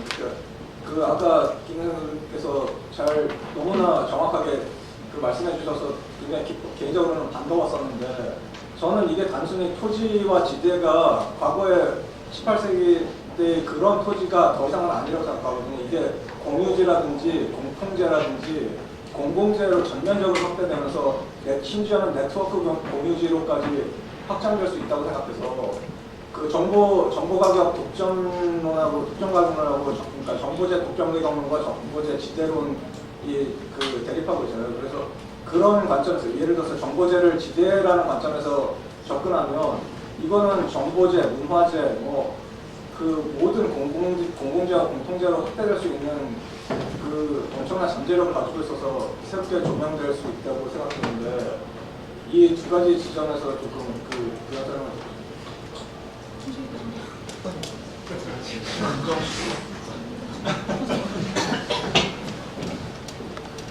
제가 아는 김우상 교수님이 헨리 조지는 철저한 우파다 이러니까 제가 좌파였다고 우파로 전향한 것처럼 그건 아니고요. 또 제가 무슨 전향이라고 하는 말을 쓸 정도의 인물도 아니었고요. 또 제가 무슨 연구를 하다가 막스주의의 한계에 직면해서 고민 끝에 대안을 찾다가 헨리 조지를 발견한 이것도 아니었고요. 그래서 저는 우선 막스주의에 대해서는 잘 모르기도 했고, 또 하나는 이건 지극히 개인적인 어떤 요인이라고 볼 수 있는데요. 사람이 자꾸 황폐해지는 거예요, 제 개인. 그러니까 이게 글쎄요, 하여튼 내 개인으로 볼 때 이게 내 인생이랄까? 혹은 내가 생각하는 내 미래와 관련한 대안이 될 수 있는 게 아니다. 그럼 그 사람이 좀 이렇게 사람답게 살고 이렇게 돼야지. 이거는 무슨. 그래서 그런 와중에 이제 아까 말씀드렸다시피 기독교를 접하게 됐고, 또 기독교 사회 이론으로서 헨리 조지 이론이라는 강력한 대안을 만나게 됐고, 그래서 저는 자연스럽게 이 대안을 받아들이게 됐고요. 근데 시간적인 순서로 따지면 동구 사회주의권의 몰락은 제가 그러고 난 다음에 왔습니다. 그러니까 많은 한국의 막스주의자들이 동구 사회주의권이 몰락하는 걸 보고 전향을 하잖아요. 근데 저는 순서가 거꾸로 됐습니다. 제가 전향하고 동구 사회주의권이 몰락했습니다. 그래서 저의 입장 변화는 그런 지극히 개인적이고 어떻게 보면 우연적인 요인에 의해서 이루어졌다고 생각을 하고요. 그런데 실제 이제 막스주의에 좀 물들어 있을 기간보다는 헨리 조지를 공부한 기간이 훨씬 길고 이걸 공부하면 할수록 아직도 잘 모르겠지만 또 이 부분에 대한 확신이 100% 있는 것은 아니지만 이것이 우리 사회 문제를 해결할 수 있는 하나의 유력한 대안이다라고 하는 생각을 계속 가지게 됩니다. 그리고 그게 갈수록 더 강해지고 있다 하는 느낌을 가지고 있죠. 멋있는 대답이 아닙니다.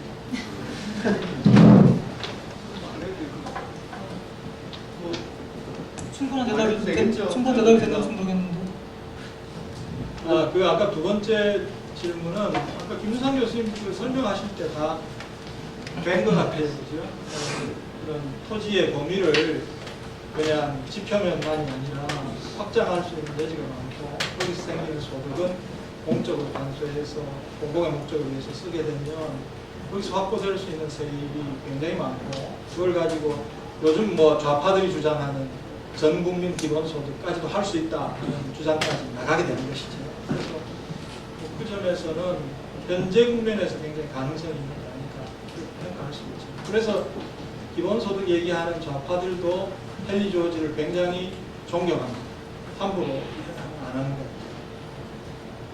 저도 개인적으로는 톨스토이를 너무 존경해서 그 저쪽으로 존경하고 동의하는데 한 가지 그 전면적으로 확장된 토지 개념과 지대 개념에서 아까 설명하신 것은 조금 아쉬웠던 게 그래도 여전히 그 천연재의 범주에 좀 그 제한돼서 구사하시는 듯한 인상을 좀 받아서 그렇게만 그러니까 독점이라든지 천연재라든지로만 제한하면은 그 반독점 자유주의 경제학이 돼버리잖아요. 그래서 결국은 기독교 경제학이라도 그 테두리 안에서 기독교 민주주의에만 제한돼서 말씀하신 대로 정말 철저한 우파로만 남게 되는데 이거를 전면적으로 확장해서 문화재나 그 정보재나 공유지, 공통재, 공공재로 전면적으로 확장하면은 이것에 대한 모든 사유화와 민영화에 반대하는 어떤 좌우파를 초월하는 폭넓은 진영을 형성할 수 있는 것이 있지 않을까 하는 아쉬운 점이 조금 있어서 질문을 추가로 드렸었습니다.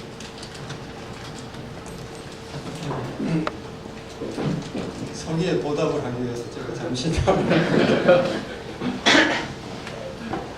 이제 재화의 종류가 문제가 아니고 헨리 조지의 생각은 특권 없는 세상이거든요.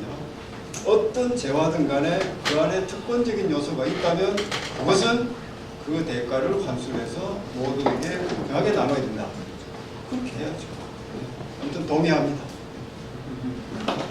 시간이 많이 갔는데 그 한 번 정도 더 질의를 받을 수 있을 것 같습니다. 질문이 없으신가요? 경합이 두 분 경합하시네요. 네, 먼저 하시죠. 네, 저 회사원 김민식이라고 합니다. 혹시 저기 경제학을 대학때 전공을 했는데 일단 아까 전에 그 알프레드 마샬도 나오긴 했지만 경제학이 물리학을 흉내를 내다 보니까 사람들이 가지고 있는 생각이 경제학이라고 하면은 그래프를 생각하고 수리적인 계산이라는 생각을 많이 하는데 사실 경제학이라는 의미가 많이 왜곡돼 있고 어떤 재벌 그 단체에서 출자한 신문사에서는 그 경제시험 같은 것도 이렇게 해서 사람들한테 그런 식으로 경제학이란 이런 것이다. 신자유주의적인 그 공식을 많이 이렇게 퍼뜨리고 있습니다. 그래서 경제학이라고 하면 사람들이 많이 어려워하고 실제로 그 헨리 조지의 사상 같은 경우에도 사람들이 많이 생소해하고 그런 부분이 있는데 지금 여기 오신 분들이야 이제 알고 계시고 이제 책도 사서 보시고 그래서 관심이 있지만은 두 선생님들께서 20-30년에 걸쳐서 이렇게 생각해왔던 전파해왔던 생각을 한국 사회 저변에서 어떻게 넓힐 수 있는지 그리고 그 경제학이라는 사람들이 가지고 있는 고정관념 그 기존의 신자유주의 세력이나 아니면 한국 재벌 기업들에서 박아놓은 경제학에 대한 편견을 어떻게 극복하고 나가실지 그 대안이 이런 뭐 책을 출판하시거나 방송에 출연하시거나 이런 방법도 있지만 헨리 조지도 그렇게 말했듯이 그 국민들이 인식을 하고 받아들이고 그 수준에 올라와야만 거기 합법 그 적당한 정보도 갖게 되는 것이고 그런 사회 제도도 만들 수 있다고 생각하는데요. 그 두 분 교수님이 가지고 계신 혹시 다른 뭐 대안이라든지 경제학을 더 이렇게 헨리 조지의 생각을 전파시킬 수 있는 아이디어가 혹시 있으신지 그런 보관을 좀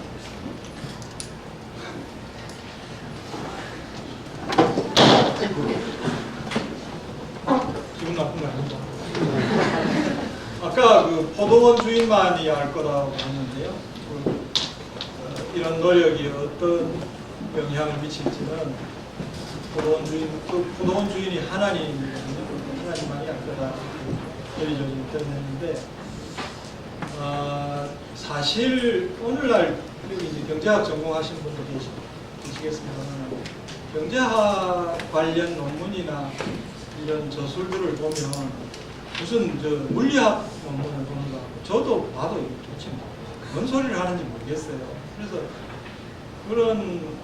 그런 논문을 가지고 경제학자들이 서로 경쟁을 해요.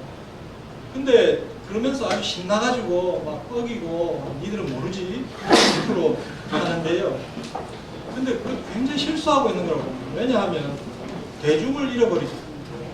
자기들 그냥 한 몇십 명도 안 되는 것 같아요. 그냥 몇 명이 그냥 좋아라 이렇게 아주 고급 장난감을 가지고 이렇게 놀고 있는 그런 상황이 되어졌고, 그렇게 이제 하다 보니까 사실 경제학이라는 것은 경제를 고치는 의학 같은 거잖아요.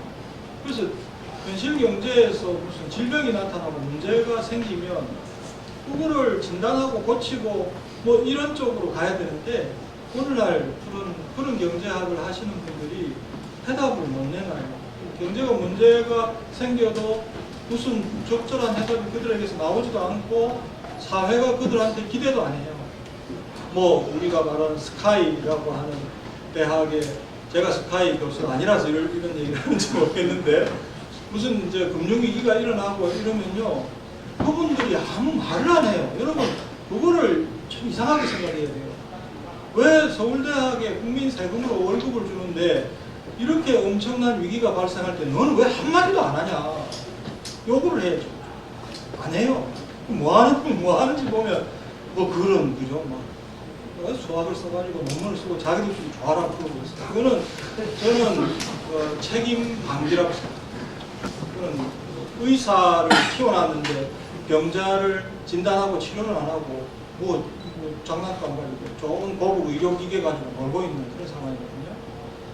그래서 어떻게 보면 그 경제학이 굉장히 고도로 발달한 것 같은데 아주 처량한 처지에 떨어지고 말았다, 이렇게 생각이 돼요. 그래서 저희들이 뭐 제가 하는 거는 나는 뭐 그런 할 줄도 모르고 대중과 호흡하겠다는 생각을 가지고, 여하튼 내가 쓰는 글을 그냥 일반 대중이 읽고 이해할 수 있게 하겠다.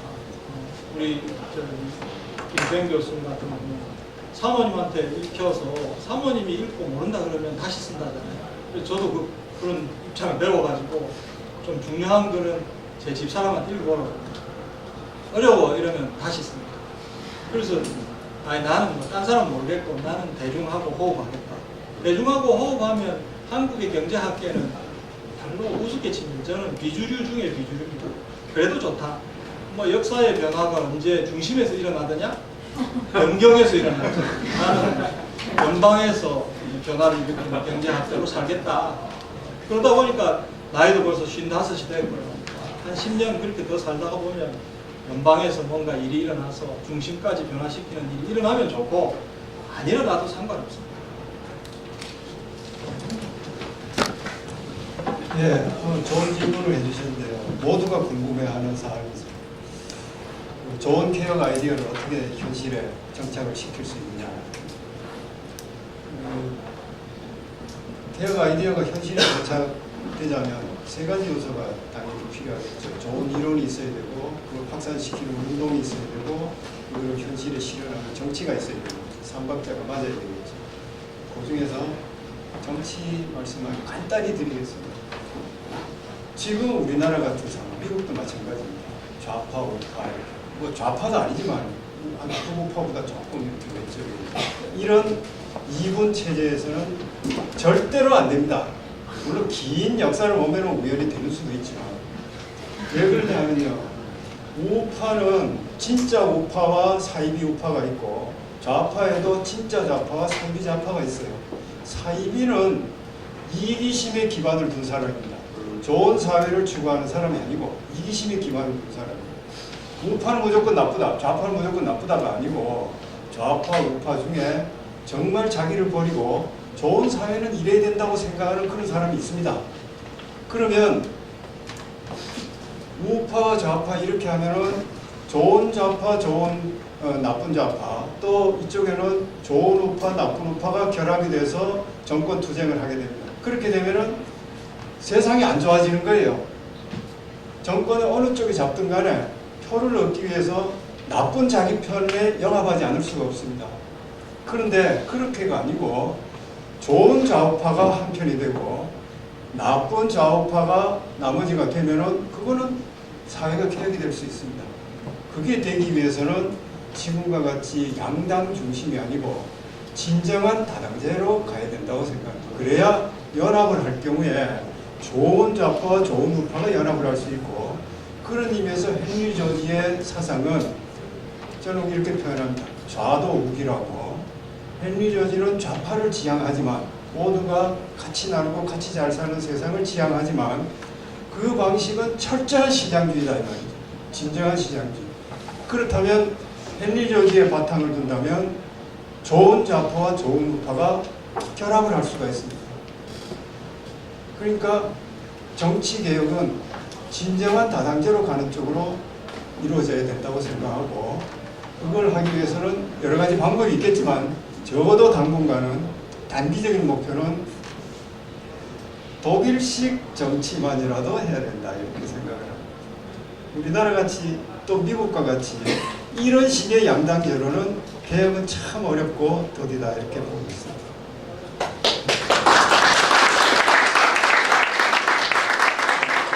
마지막으로 아까 마지막으로 간단히 질문하겠습니다. 질문을 드리겠습니다. 일단 저는 이제 아직 그 책을 안 읽어봐서 사실 그 내용들이 책에 있는지는 잘 모르겠습니다만은 그 구체적으로 어떤 그 정도라는 어떤 궁금증이 생기더라고요. 그러니까 본래부터 인간에게 주어지지 않은 특권에 대해서 그 특권으로부터 생긴 이익을 그 사회 환원을 하고 그걸 다시 이제 구성원들한테 돌려준다라는 그 원칙에 대해서는 아무도 반대할 사람이 없을 것 같아요. 그런데 일단 과연 얼마만큼 어떻게 그거를 거둬들일 것이며 또한 여전히 또 계속 문제가 되고 있는 게 오늘 재분배하는 문제들이 있지 않습니까? 그런 것들을 또 어떤 식으로 재분배를 해야 될 것이냐 이런 거에 대해서 좀 어떤 구체적인 뭐 방법론이나 사례 또는 원칙 이런 것들이 좀 제시된 게 있는지 그게 좀 궁금합니다. 그때 대한 연구는 다 돼 있는데요. 소개를 드리려니까 시간이 없어요. 책을 근데 읽고 그렇게 있습니다. 어렵지도 않고 예를 들면은 어떻게 나누느냐 그렇게 말씀하시는데 나누는 방법도 모든 사람한테 n분의 1로 나눠줘도 되고요. 또 그렇게 할 거 뭐 있느냐 그 중에서 뭐 정부에서 좋은 목적으로 쓰면 다 공유하는 거나 마찬가지 아니냐 이렇게 할 수도 있고요. 또 요즘 복지 하는데 그 중에 일부는 무슨 보험제도, 생존권 보험이라든지 복지보험이라든지 그런 걸 만들어서 어려운 사람한테만 주면 결국은 모든 사람이 다 공통된 자기 지분을 행사하는 그거하고 마찬가지야. 그런 여러 가지 방법이 있습니다. 그러니까 그거는 그때 그 나라의 사정이나 국민의 희망에 따라서 하면 충분할 것 같습니다. 시간이 많이 갔습니다. 9시 10분이 넘었는데요. 어느새 시간이 다 갔고요.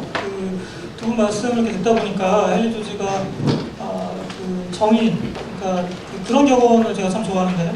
오직 정의만이 사회를 유지시킨다라는 격언이 있습니다.